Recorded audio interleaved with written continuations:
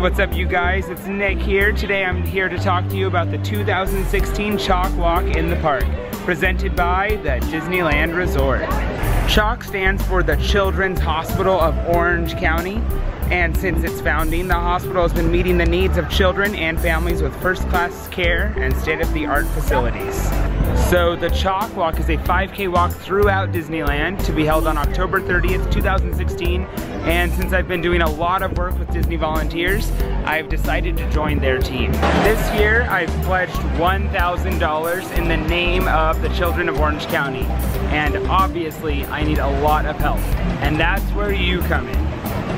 If you feel so inclined, a small donation would be greatly appreciated, and you can do so at the link provided to my personal CHOC webpage or my personal website at nicholascarino.com. And every human and kind soul that donates through me will receive a small gift of my gratitude.